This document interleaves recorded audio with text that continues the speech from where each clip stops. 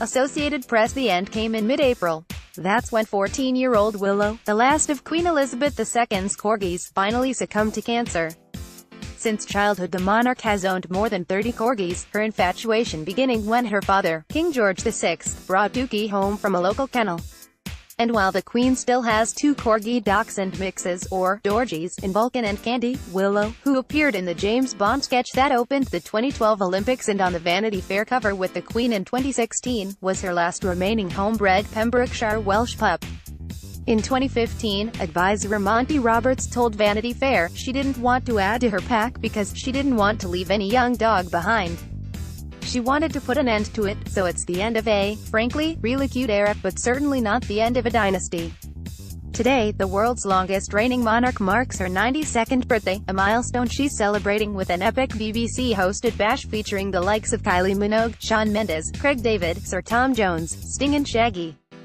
Because though she's in her 10th decade, and successfully pushed to have son Prince Charles named the leader of the Commonwealth April 19, the nonagenarian matriarch is still rockin' and maintaining a busier schedule than both of her grandsons Prince William and Prince Harry.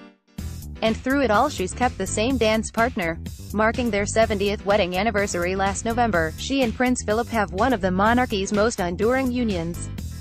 Together they've weathered wars, recessions and the divorces of 3 of their children during a year Elizabeth has dubbed her Annus Horribilis. Fox Photos, Hilton Archive, Getty Images. For the royal, it would have been next to impossible to survive all that and navigate the realities of ascending to the throne at 25, surrounded by men who believed they could perform her duties better, without Philip. He is someone who doesn't take easily to compliments, she decried in a 1997 speech marking their golden anniversary, but he has quite simply been my strength and stay all these years. Tim Graham, Getty Images. Yet he almost didn't get the gig. By all accounts, 13-year-old Lilibet, as she was then known, was instantly smitten when she spotted the 18-year-old British Navy cadet and Greek prince during a tour of the Royal Navy College. As her governess Marion Crawford would later write, the then princess never took her eyes off the 6-foot blonde with intense blue eyes and chiseled features. Although noted Crawford, he did not pay her any special attention. Nevertheless, Elizabeth, the presumptive future queen, had made her choice.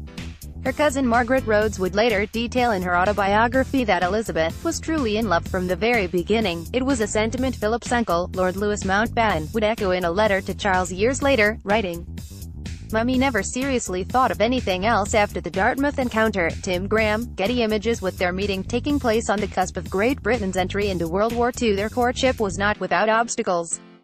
As Elizabeth, driven by a sense of duty, joined the Women's Auxiliary Territorial Service and Philip served overseas in the Mediterranean and the Pacific, they maintained a connection almost entirely through correspondence. Philip reportedly carried a well-worn photo of the princess throughout his travels. And when a leave allowed him to spend the Christmas of 1943 at Windsor Castle, the romance solidified. A 17-year-old Elizabeth was tapped to take the lead in an Aladdin pantomime performance and Philip watched from the front row. "She's giving all the lines, she's giving them marvelously." It's a completely different view of Elizabeth, British historian and professor Kate Williams detailed in a Smithsonian Channel's Inside Windsor Castle, and of her figure. "She's 17 and she looks absolutely fantastic." By that point, it was clear to Elizabeth's father, King George VI, that the relationship was progressing, and he wasn't altogether pleased. The issue wasn't that the pair were third cousins, which they were, sharing the same great-great-grandparents in Queen Victoria and her husband Prince Albert. That sort of thing was both respected and more or less expected of the royal family in the first half of the 20th century. After all, Victoria and Albert were first cousins themselves. Tim Graham, Getty Image. Rather, the problems were twofold. Philip boasted the proper lineage as a good-looking and foreign prince, he was quite poor by royal standards. As a baby he was forced into exile when the Greek monarchy was overthrown, and when his mother was committed to a psychiatric hospital he was dispatched to a series of boarding schools. Even more problematic were his German roots, the precise wrong heritage for that time period.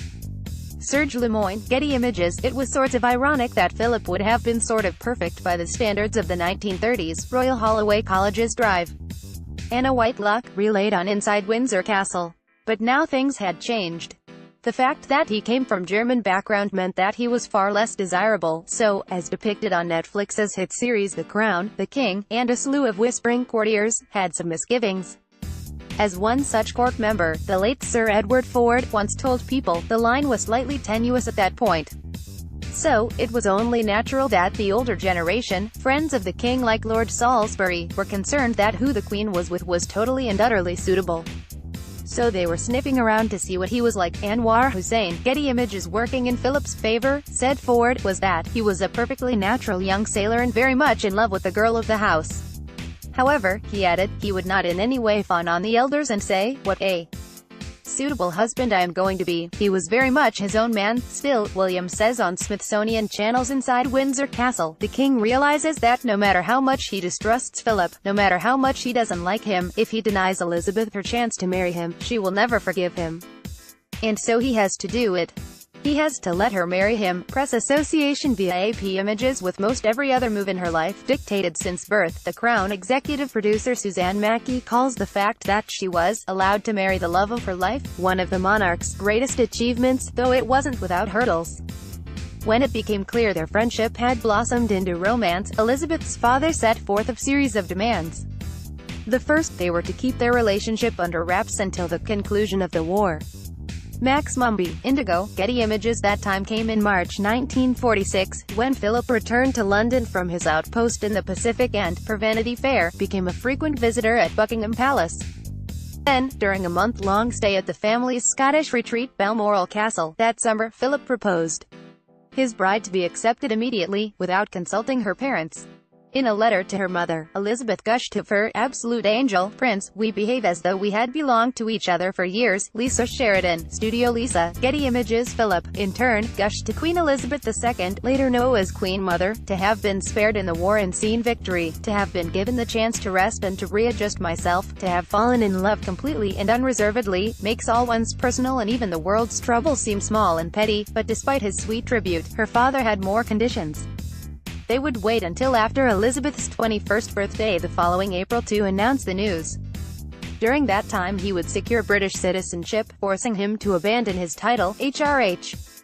Prince Philip of Greece, and select a surname. His choice was Mountbatten, the English version of his mother's moniker Battenberg. Press Association via AP Images. And by the time the engagement was officially revealed, July 9, 1947, he had retrieved a diamond and aquamarine-encrusted tiara from his mother, Princess Alice of Battenberg, and had London jeweller Philip Androbis craft the stones into a 3-carat ring worthy of a future queen. As they put together their November 20th vows, featuring a luncheon for just $150, a nod to the country's tough post-war times, Philip didn't know his bride would take the throne in just 6 years. But, according to Vanity Fair, he was well aware of just how much he was taking on. According to the mag, his cousin, Patricia Brabourne, said that Philip wondered if he was being very brave or very foolish by following his heart. Nothing was going to change for her, she said. Everything was going to change for him. Press Association via AP Images. And it did. With Elizabeth's 1953 coronation, Philip sacrificed his career as a Navy lieutenant commander and a portion of his identity.